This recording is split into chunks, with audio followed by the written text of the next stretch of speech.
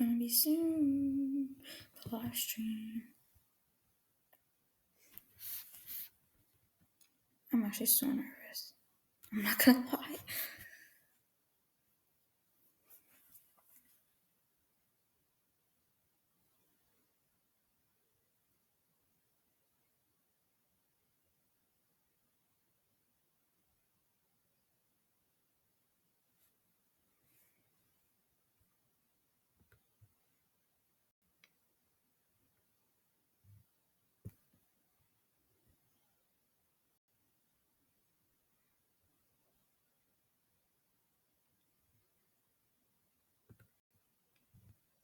This is exciting, yes, but also nerve-wracking.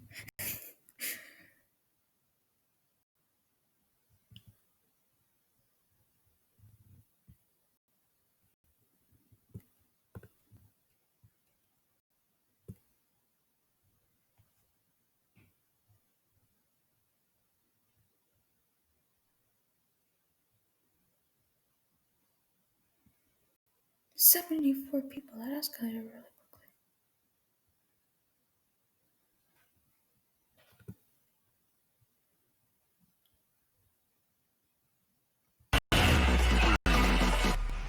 Ooh, it's Welcome, friends and fans, to another edition of GalaxyConLive, where we bring the convention experience directly to you. And today, we are going back through video game history with our amazingly talented guest, so now's the time for all of you in our chat room to begin typing in your questions for him. Immediately after this, you will have the opportunity to talk to him directly through our private chat options, as well as purchasing personalized video recordings and autographs, all of which are available right now at GalaxyCon.com. So without further ado, let's please bring him out. He is a voice actor who's credited by the Guinness Book of World Records as the most video game voiceover performances as the same character. Today he joins us to talk about the roles of Mario, Luigi, Wario, Waluigi, Toadsworth, and so much more. So many games, so many years, so many good memories. Please welcome the incredibly kind Charles Martinet. Yay! Hi, everybody. First, let me say, hello, it's me, Super Mario. Woohoo! Mamma mia, you're number one. Oh, yeah, number one. Oh yeah, hey, Mario today. Yeah, oh, everybody keep and baby Mario, let's go. Woohoo! Hi. And that was our show. Thank you for tuning in, everyone. Okay. Salut, Misha. How are you? I'm doing just great. Thank you very much. Great to see you, Patty. And I wish I could see everybody. I can't tell you how much I miss everybody. I miss my life. I know we all do. I miss my friends, the actors, and the voice talents. I miss the people, the cosplay, the incredible great shows. That Mike does, GalaxyCon. Being there in person and feeling the room and the energy and the panels and the show floor, just everything about it. I miss you guys so much. I'm just so hoping and so looking forward to everything coming back to normal. And sure, things will be a little bit normal, but I know they're going to be back, and I'm holding on to that. And I can't wait to see everybody once again. But I want to say thank you, Mike. Thank you, GalaxyCon. Thank you very much for putting us together for at least this little taste, this little sample of what life is like. Connection, because that's what it's all about, connecting to people, doing what you love to do in life. And this is a big bleep. This isn't just make my day, this is making my month, this is making my year to be here talking and saying hi. And I'm always so grateful to Nintendo and so grateful to Mike and to GalaxyCon and Patty and everybody there that makes the show such a brilliant, wonderful, loving, safe experience of joy and happiness and fun. But also, I'm just so grateful to all the fans of Mario, all the people that love Mario games like I do, because your love for the game is what gives me the privilege of coming out to meet you and to come to Mike's shows, and it's just it's a wondrous thing. So thank you very much. I really appreciate it, and I want to say I hope everybody's being really safe. I know there all this stuff. I mask, no mask. Wear a mask if you go out. Go ahead, look like a nerd. I'm not afraid to look like I'm a geek, a nerd, or whatever it is. I've got my masks. I wear my masks. I put them right on. I have no problem with it. And I'm in a place where not many people do, but it's just basically we know it's going to keep you safe. So out of love for yourself, out of love for your family and friends, out of love for everybody, keep yourself as safe as possible. Nothing's guaranteed, but stay safe, stay on top of it, because you don't want to get it.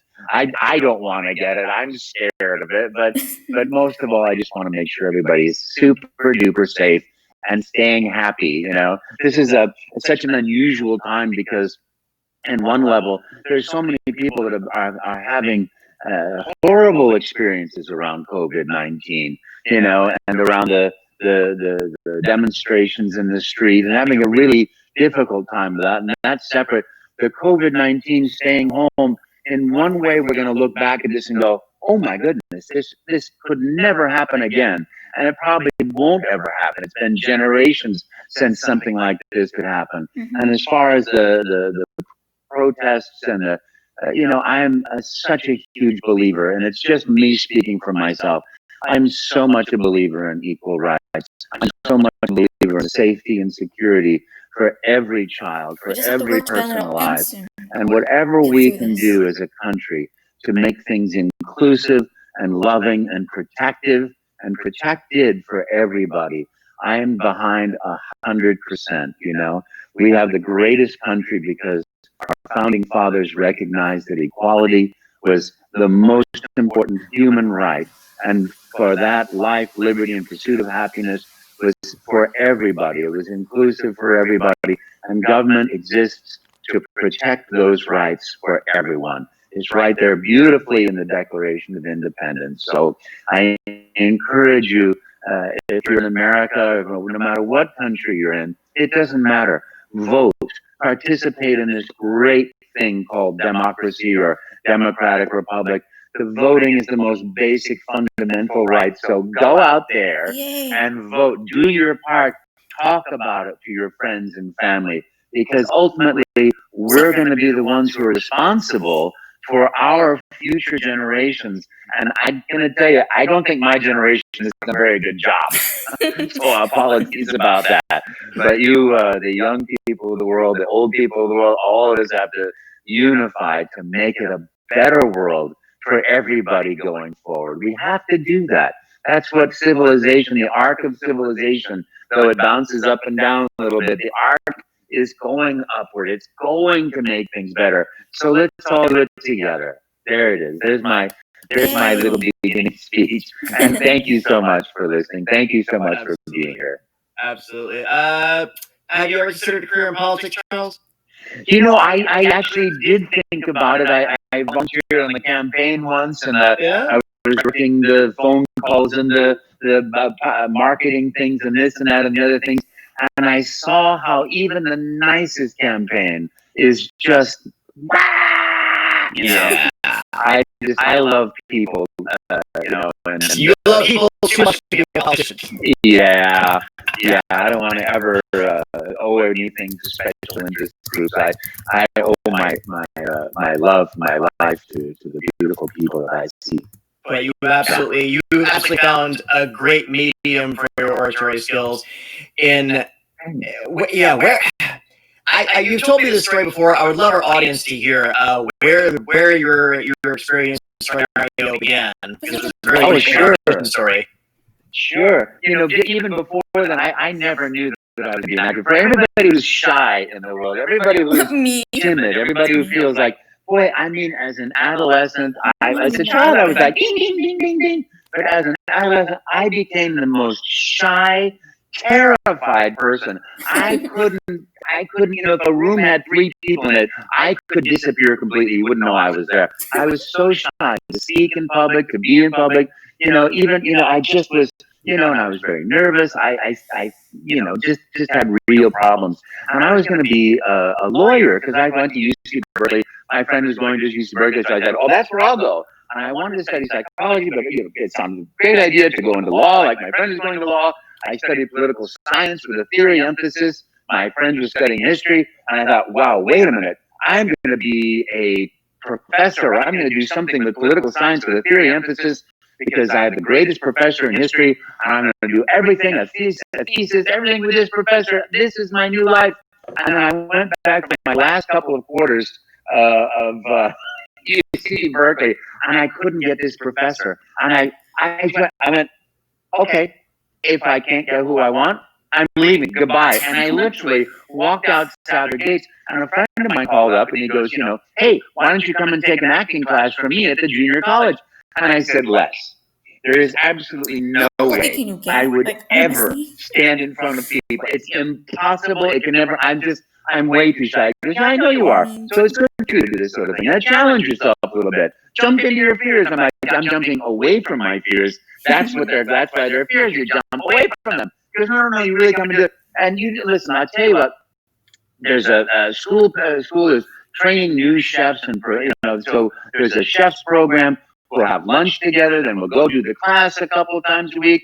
You don't have to do a monologue if you don't want to. Just learn everything. Then you can find. He completely seduced me. He completely, utterly just grabbed me without my knowing it. And I said, oh, well, if it's lunch, sure, I'll go to lunch. Yeah. And so I run up and we have lunch, and I start taking the class. And this is fun. We're reading plays, and that's interesting, and reading monologues. Oh, and I want you to memorize the monologue. Oh, boy, I'm going to memorize monologue.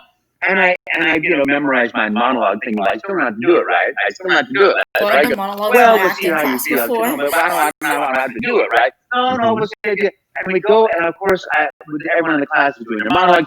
I get to the last person, and it's like, well, Charles, you're up. And I was so petrified. I was shaking. My hands were like this. My knees were knocking. I walked up, and I'm standing there, and I get up, the monologue, my name is Joe. I died a terrible death in the fire. And my right foot is shaking like this. I'm like, my inside here, your right foot is shaking. Put your weight on it. And I put my weight on it, and my left side. And I heard this voice, okay, split the weight evenly and widen your stance a little bit. And I did that, and then they were both going like this. I'm sure that the audience is hearing, my name is Joe. I was so petrified, and I don't know if I said the monologue. I don't know what happened. I got to and I was like, and everybody claps as we all clap. Yeah. Okay, criticism time. Charles, I want to know what it is that everybody else was so nervous. You're the only person that wasn't nervous. How did you do it? And I'm like, what? It was so funny because it was like, I guess that's acting.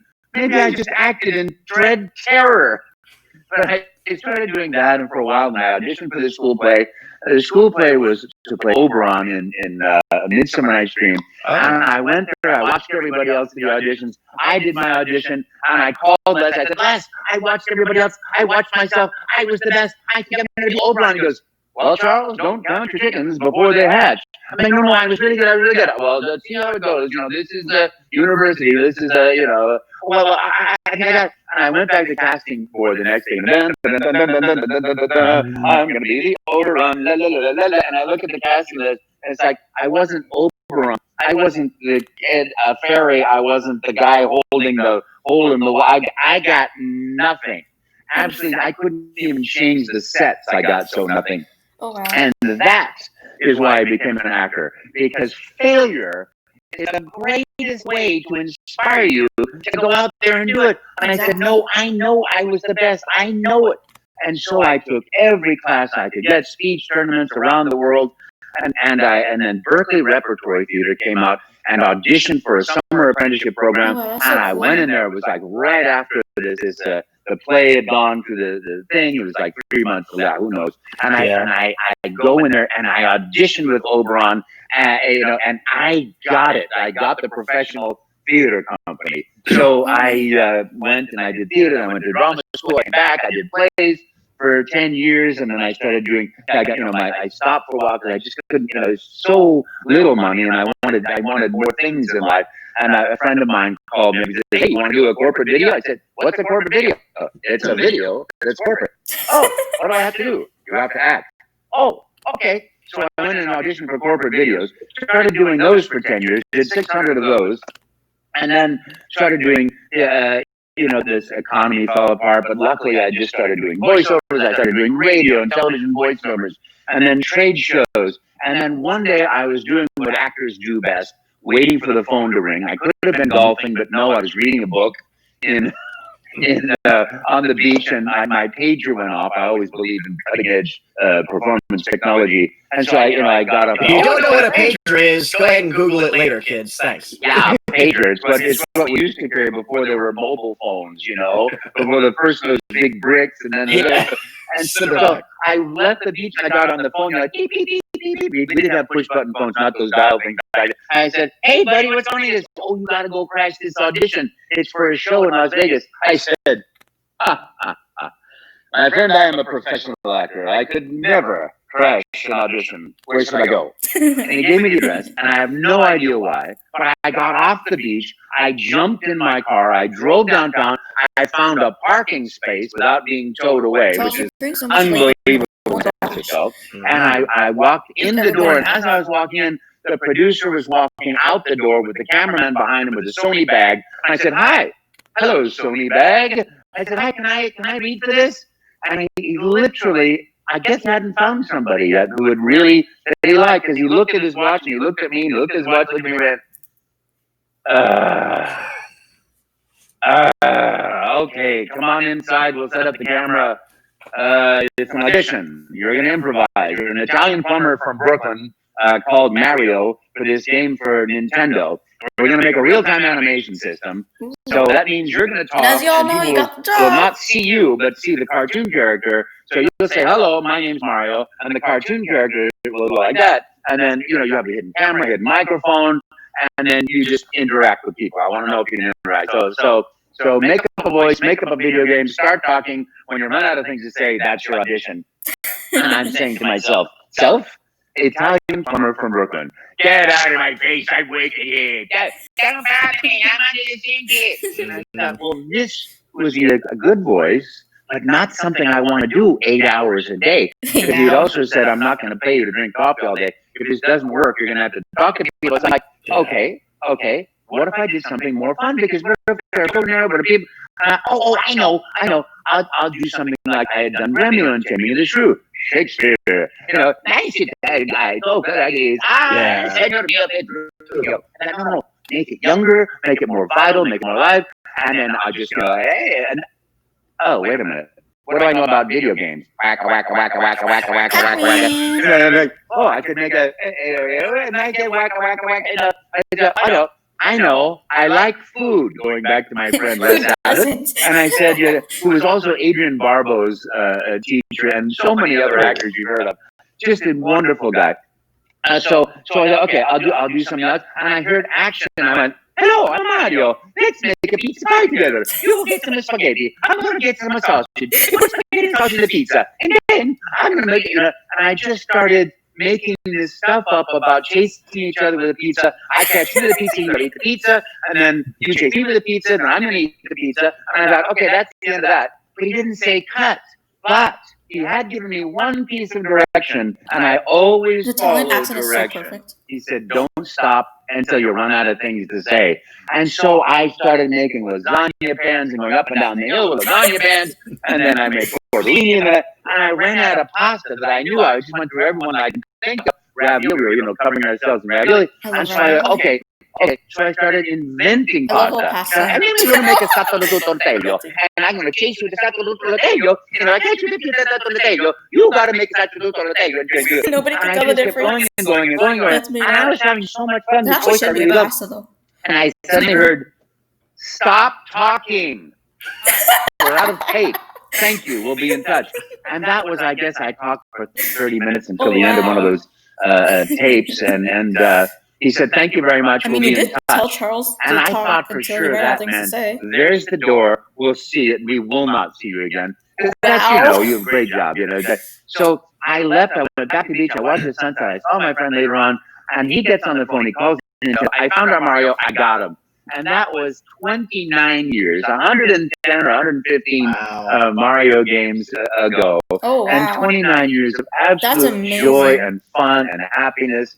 It's just, I wish for everybody, So glad I get to do what I love to do in life. And it's what I want for everybody. Find out what makes you happy. Find what gives you joy. Find what makes you go, "Oh, this is great." And do it. and do it and do it and do it. And maybe you can make money with it, maybe you can't make money with it, but if you're seeking your happiness, you're going to bring happiness to yourself, and you're going to bring it to other people. You got to get rid of those negative beliefs that say, I can't do what I want to do and be happy and make money. You got to get rid of all those stuff. But the great thing about acting is you start looking internally. Why does a character do something? Why does it? And the motivation is very often love, but in a distorted way, a vision of doing it. And so you learn about yourself. Why do I do this? Why did I do that? And you start learning about that. And as you learn more and more and more about yourself, you start shedding some of those things that hold you back. You can't necessarily control what happens to you in life, but you can control how you answer it, how you deal with it. This COVID-19 is a horrible thing, and one thing that we can do is try to figure out, what can I do for me in this that brings me joy? Is it reading books? Is it playing video games? Is it what can I do to improve myself, to have more fun, to whatever it is? Because it's a very hard thing, and I find myself in this position a lot. It's like I feel like a little panda bear that's going down the hill. It just keeps going and going. One day it turns into the next day, turns the next day, and the next day. I have like 9 books I want to read, and I'm like, they're sitting on the shelf over there. I'm like, hey, but it's so easy to fall into the mindless pattern. When I was a kid, it was watching TV because we had so many TV shows. But now it's like sit around Twitter all day or Facebook all day, and it's good to do that if that gives you joy. But also find the things that might go, oh, I really want to do this, and then go for that. That's my feeling anyway. And you asked that quick question. That wasn't a yes or no, though, right? No, I get it. You've told me that story before, and it's so inspiring, and it's amazing how your life can be changed by an invitation to go I to don't lunch. think I've heard it before, though. It is amazing, isn't it? It really is remarkable. Yeah, But I love it's incredible. it. I'm I've using heard my it a dozen time, by times, the I don't way, care. since I'm not doing some of the intellectual things that I wanted to do, but I'm on a plant-based diet. I haven't had meat now for a long time, Oh, wow. since January, really. A couple of cheats. But I feel like the world has like 500 chickens and little cows and geese in the world walking around. But I've lost 30 pounds, 35 pounds. I've lowered my blood pressure, and my belly is melting away a little bit. So I'm happy proud for of that. I'm glad I'm doing one thing during this that Gotta do will what you can, step by hopefully step. give me 30 more or 40 more years to go. Oh, we absolutely hope so too. And again, early part of your story, you talk about how you just you could disappear in a room with 2 people, but you can't disappear. You're like 8'5".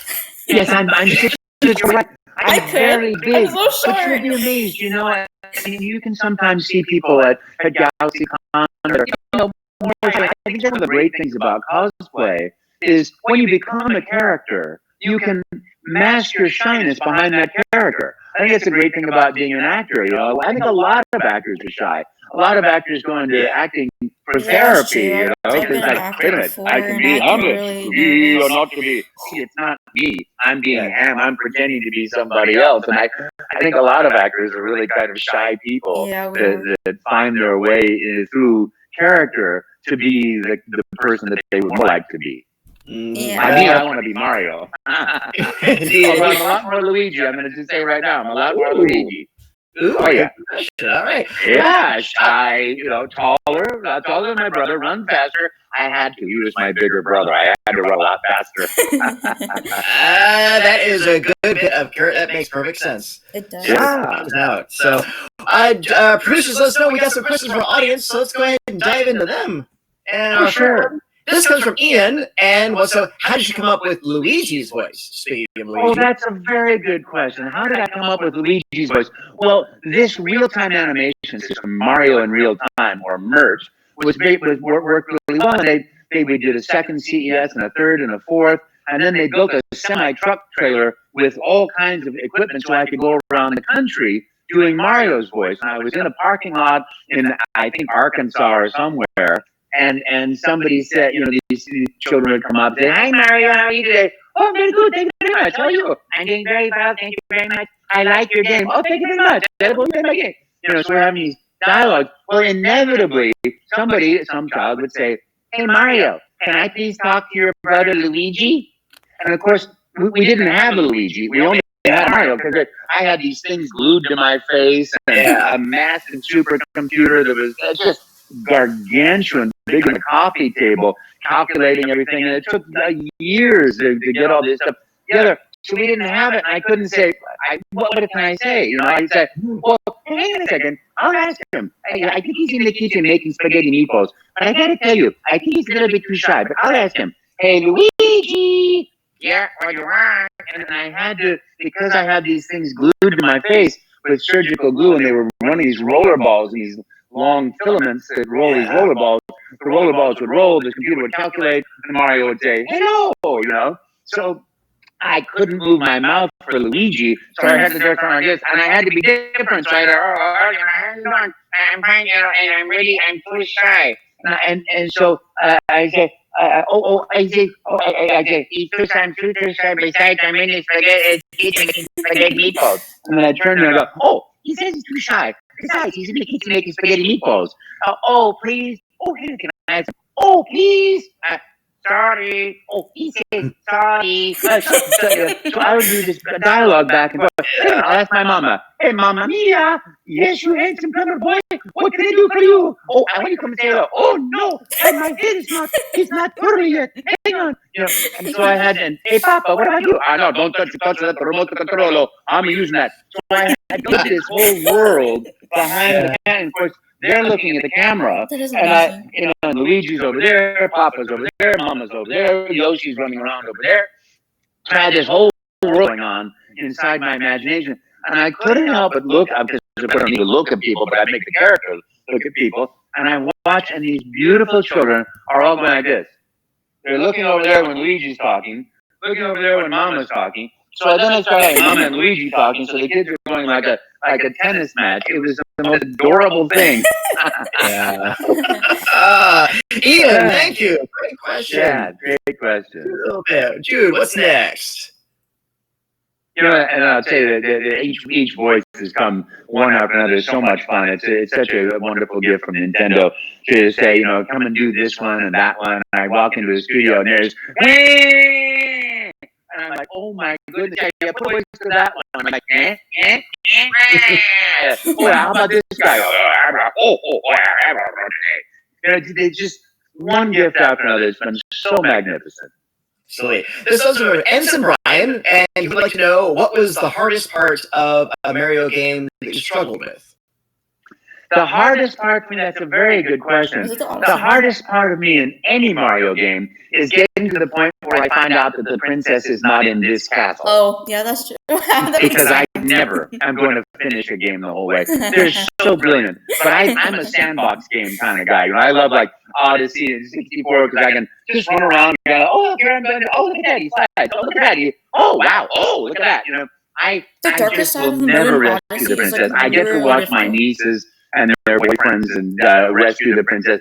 I'll never get there. So I've never struggled with anything. And of course, the voice acting has always just been, it's, hey, Charles, are you free to come up in our sandbox and play with our new toys? Yes, I'll be there. That's what, and so I get there and it's like playing in the sandbox. I have the most wonderful people I work with. We have a beautiful sushi lunch and enjoy. We have great engineers, great people that are just wonderful. The creative process is so great. There's no ego in the room. There's no, my idea. Yeah. It's just joy and happiness. And that's what, it's funny because I remember hearing a performance artist who said, he was on NPR radio, and he said, there is no creativity without agony. You have to suffer for your art. And my feeling is always more like, I've suffered for my art. Now it's your turn. You suffer for it. Yeah. To me, it's like you can create that way. Picasso, wrote down, diving into the depths of the dark lady of the sonnet, the unattainable wish that you always, the agony and the ecstasy. Or you can just have fun. And for me, it's like, oh boy. You're gonna play evil and have fun. I'm going to have fun because that's what I do. I think it's important in life that you don't buy into a consensus reality that life is a struggle and impossible and you can't do what you love to do in life, because you can. You can love, you can live, you can love, you can find people that you have deep connection and friendships with. You got to love yourself enough to do it, and that's a process. It's all a process of going anywhere. But all of this is a gift to me. I mean, what a marvelous gift. And my job is to learn how to receive the joy and the happiness and the love. And it's really, we're so lucky to do what we get to do in life. And it's just what I wish for everybody. Find what gives you joy and happiness and meaning, and do that, because when you're happy and full of joy, you can't help but bring a little bit of that joy, sprinkle a little bit like the cinnamon or chocolate on a cappuccino on everybody's life. On everybody's cappuccino of life. It's Brian, thank you for that. And a reminder to our viewers, if you'd like to chat with Charles like I am now, purchase an autograph, or get a personalized recorded message, please sign up now over at GalaxyCon.com, and I'll ask Jude to roll our next question. From MBLC, with all the promotions and games you've done for Nintendo, which was the most fun one you remember doing? Wow. Oh, that's a really great question. MBLC. I'm slightly dyslexic, so it takes me to go to MBLC. They're all such a great gift. It's like, I remember when I was a child, every gift that I got, I remember getting a little race cart that drove around. But, I remember getting, when I was a kid, you got little plastic guns because it was after World War II, 10 years, 20 years after World War II. My dad was in the war. Everybody was, so we had the TV shows of Paladin and Gunsmoke and Rat Patrol and Combat. We were boys. Yeah. We got guns and footballs and like that. So I remember all those little toys. But it's the same thing with I have just had one marvelous gift after another.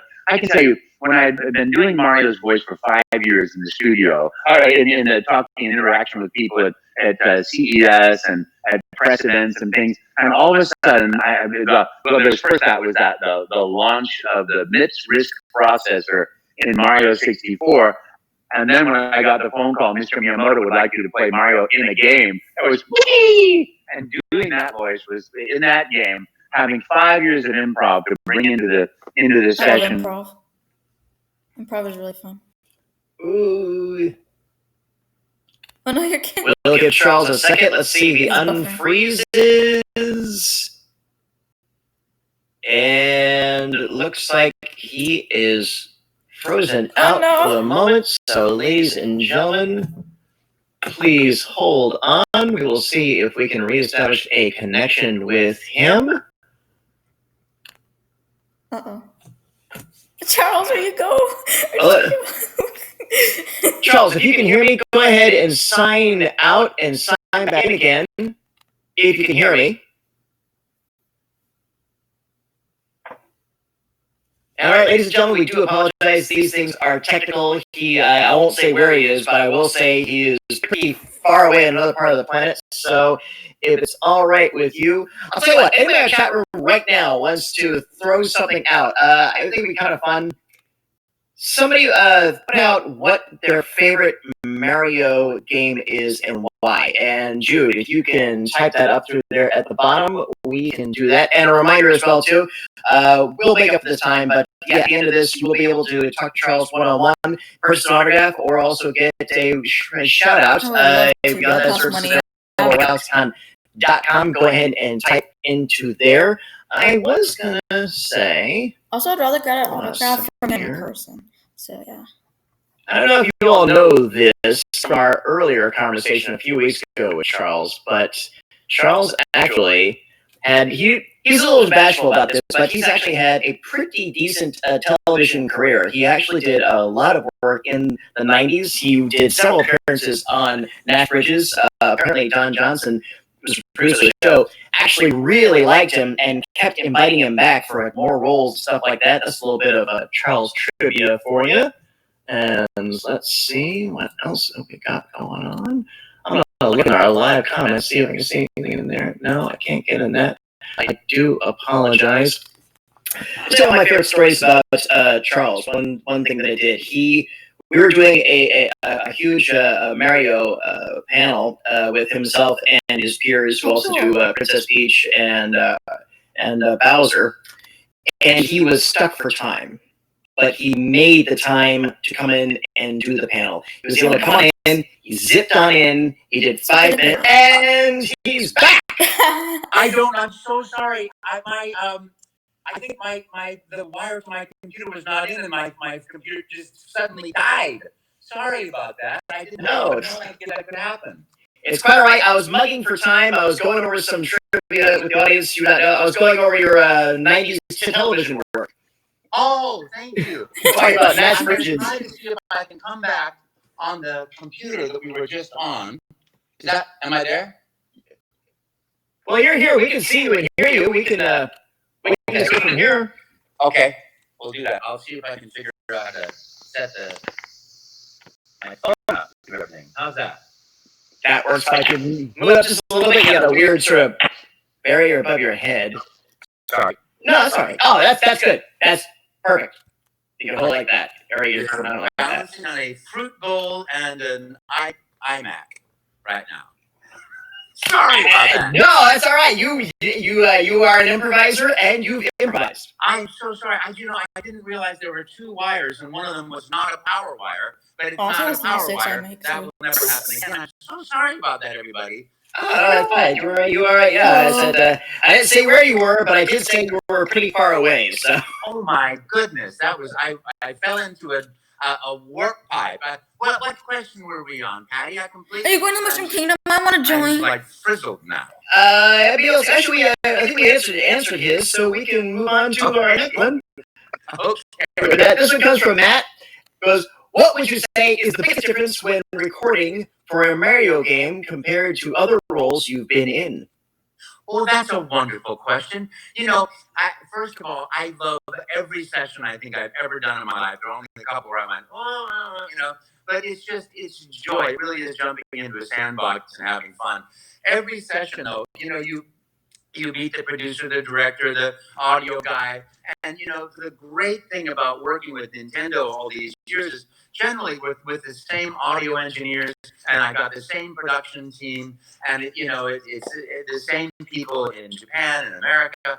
And so you have such a rapport and such friendship that, we just can't wait to work together again, So, and that you do get that with other clients, but it's a different world from the way it was when I was coming up in the acting world.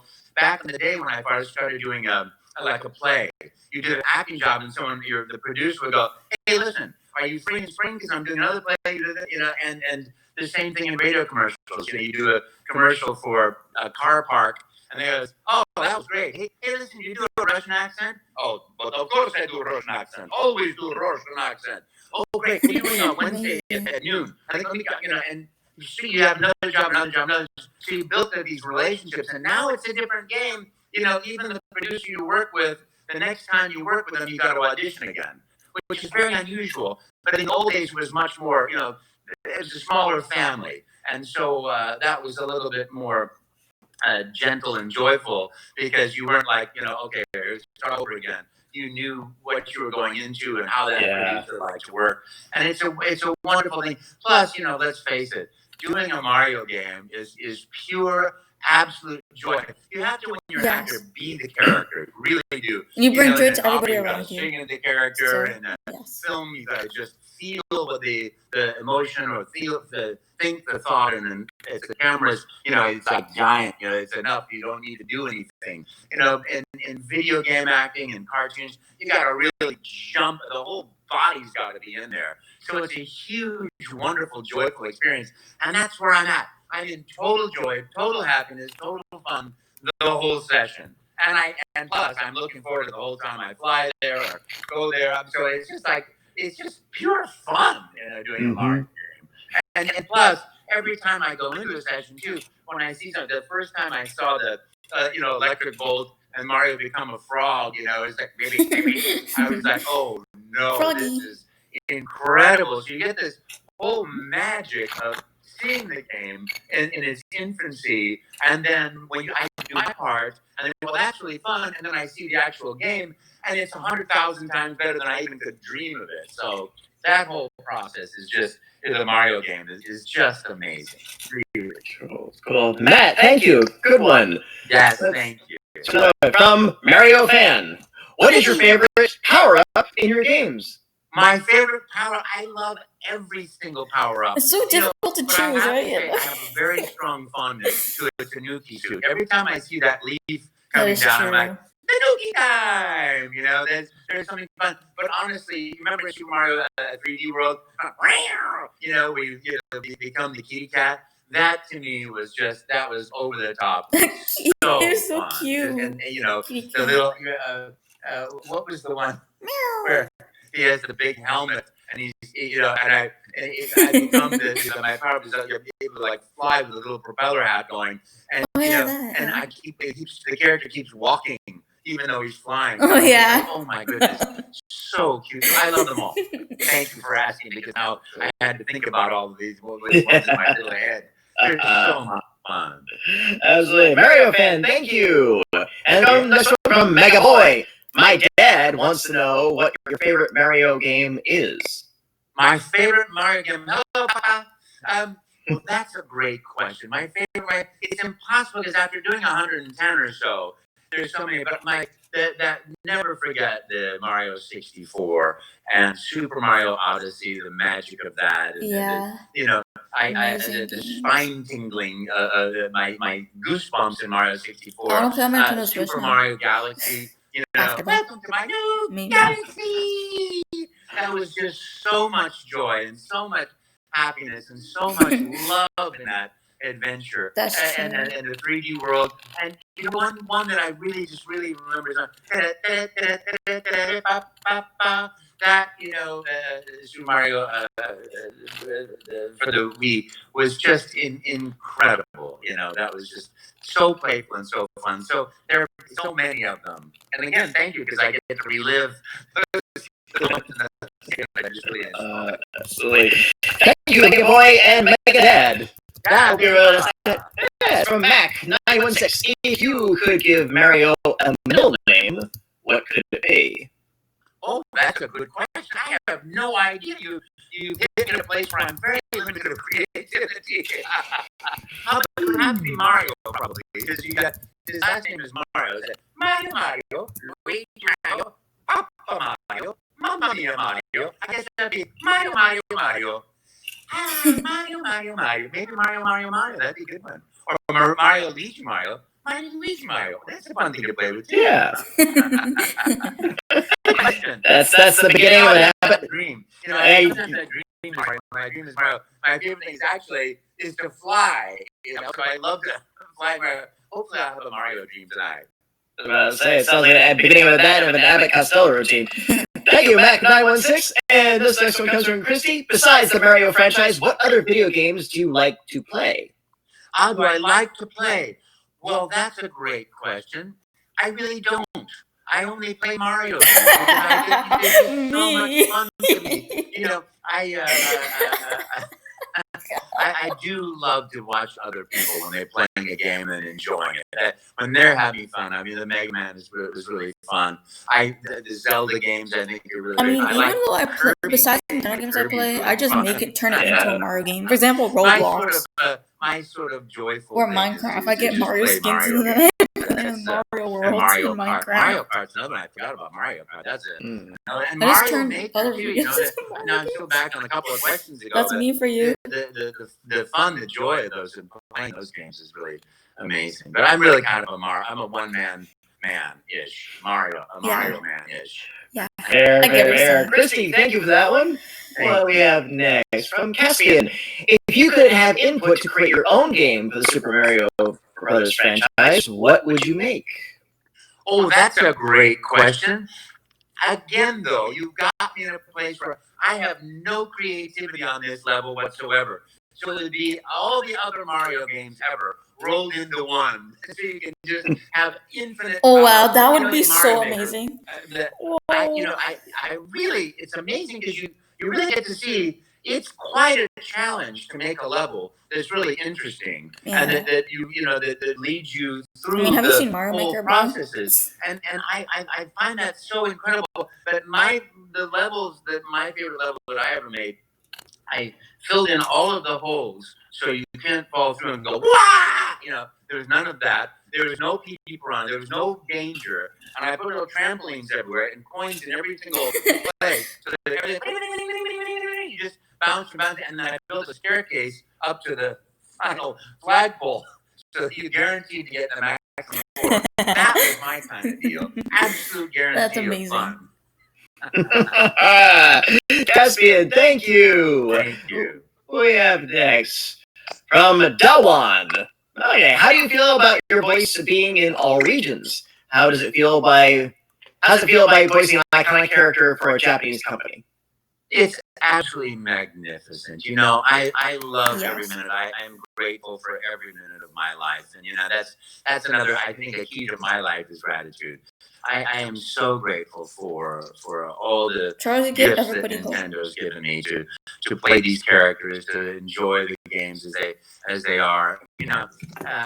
It's really marvelous. And I had no idea that it was, I had never heard of Mario when I auditioned for it. I had never heard of Nintendo when I auditioned for it. But there all of a sudden I am. And, I had no idea that I was gaining any notoriety or fame from it. And one day I was at E3, probably 15 years ago, 20 years ago. And and I'm walking over and somebody goes, "Oh, excuse me, are you Charles Martinet?" And I'm like, "Yes, I am." I'm thinking, I wonder if this is the son of somebody I went to school with or something. And he said, "Oh, you do Mario's voice, right?" And "Oh, would you sign an autograph for me?" And I said, "Sure, but I don't have a pen. I don't have any paper or anything to autograph because that's okay. I've got something." And he pulled out like his briefcase, his backpack, and pulls out like a couple of games and a Sharpie. And I said, "Oh, sure." And I sort of like put it, and I'm like, "What am I supposed to? What do I write when I autograph?" And I thought, well, Mario always says positive things, so you know one, woo-hoo, Mario, Charles Martinet. And I look up, and there's a line of about 10 people behind him. And I'm like, whoa! And so I sat there for my lunch break, just autograph. One of the security guards brought a table and a chair for me, and I just sat there autographing. I had no idea, I was why would somebody want my autograph? But I so moved and so touched that somebody does. It's really, really magnificent, Absolutely. Wow. Dawan, thank you. Yeah, Let's thank you. see. Well, next from Tara. What in your life experience was most helpful to you in becoming a voice actor? What in my life experience was, that's a really good question. My, being an actor, being an actor because you have to learn who you are, what the character is, the motivation, the prehistory of the guy or woman, the character that you're playing. You have to build a story so you get to know who that person is, and then you from there create the real steps of making that character before you let go of it and be acting as being. But it really is like if you treat everything like an audition or a job, just like a dog chasing the ball on the beach. That's all you think about. The audition is the end in itself. It's not, oh boy, if I do it this way, if I wag my tail like this, or I run like this, then I'll get him to throw the ball, or I'll get a better ball next time. It's not what it is. It's that moment, being alive in that moment. So by studying acting, you really start learning how to be alive in that moment. And also I think there's a certain level of metaphysical spirituality that goes along there too, of reality and creation and what you do in your world, and the self-examination of why do I do what I do? Why do I think what I think and say what I say, and what impact does it have on others? That sort of spiritual connection was something that was very big for me. Excellent. Tara, thank you. Very good one. Let's do one. What we got next? Speaking of Tara Strong is one of my favorite people in the whole wide world. Got mine. Hey. Talent. Indeed, absolutely. And so, yeah. What do you love most about playing Mario throughout the 30 years of the role? Oh my goodness, that's a great question too. Oh, thank you. I love everything about Mario. Oh my gosh, I this wanna made my be day. more like Mario in my life, full of happiness and joy and fun. In love with the princess and dedicated completely. I mean, the guy is 100% wonderful human being, and I want to be I agree. like him. Face Precious challenges boy. and like the let's go, yahoo! And be the everyman who falls in love. That I think is the joy. I just love that character. Yeah. Absolutely, Aaliyah. Thank you. You're welcome. What's next? Princess Leia. Ah, from 90. What do you love the most about the characters you voice? What do I love most about the characters? I love all of their personalities. I get to, put into them acting as beings. So you have to find those little places in yourself. To me, characters like Waluigi, they're just pure fun. I mean, the notion that everybody cheated me, oh boy, I get to cheat. I can't believe you actually just called me that. That Oh my is gosh. a funny sort of Actually made my day. vibration or a level of self-pity. When I feel sorry for myself, I get to take it out on everybody else. And why are you? I love that full anger, but in the silliness of it. That I'm the greatest. If you look at the Wario game, where he has a golden toilet that he thinks is just the greatest thing in the world. It's like the foibles of the flaw of a character are as fun as the greatness of the real character. The Luigi's fear, it really turns out into being this launch pad for courage. I love finding the intricacies of that and playing that with the joy and the level and the fun. Because all the characters that I play are fun. Even Parthenax, what brings you to the throat of the world? That there's joy inside that beingness of that character. Every character. Wow, what are you gonna do? Every character is full of joy, no matter what their thing is to me. So anytime I'm acting, I'm having fun. Absolutely. Naidi, thank you so much for that. We have time for one more question, so yeah, we'll ask Drew to roll out a really good one for us. And from Mac916, what is Mario's favorite foods? And also Spaghetti. from Luigi Waluigi. We all know Wario has a thing for garlic. Yes. Yeah. Well, Mario's definitely meatballs, mamma mia. And Luigi's in the same camp, although Luigi also likes lasagna quite a bit. I love lasagna too. Waluigi, he just likes taking other people's food, whatever that is. His favorite thing. And of course, Wario, the garlic, and the most fun is when he can shake it out of somebody. That's a great question. Luigi likes tacos. Oh, his favorite food is whatever you're having. Yes. Yes, whatever you're having is bound to be. And people like that too, right? Yeah. So much better. GalaxyCon viewers, this has been my time with Charles Martinet, but it does not have to be yours. If you'd like to chat with our guest, purchase an autograph, or get a personalized report message, please head over to GalaxyCon.com, and while you're there, be sure to check out our schedule of upcoming events like this one. Charles, before we go, any final words for our audience? Yes, I just want to say, be happy, love a lot, enjoy, be full of I will after all the this. good things in life. And thank you very much. I don't want to for being leave. my games. You're number one. Yay! Thank you so much. Next time. Charles, it is Bye-bye. always a pleasure. Thank you so much for joining us today, and thank you for those great questions. And hope to see you around today with the cast of Star Trek Enterprise. Tomorrow, please tune in for Rock Around the Ring with Kid Cadet, and Tuesday for GalaxyCon Talks Comics. And next week, we'll be joined by the cast from The Terrier, Terrifier, Star Trek The Next Generation, and some Disney voice actors. Bye-bye, everyone. Take care, and keep washing those hands. Bye-bye. I don't want to leave. Why? Oh well. Well, guys, that is obviously it from the live stream. And thank you so much for watching. And I hope you guys enjoyed. And yeah, see you guys in the next video. Peace.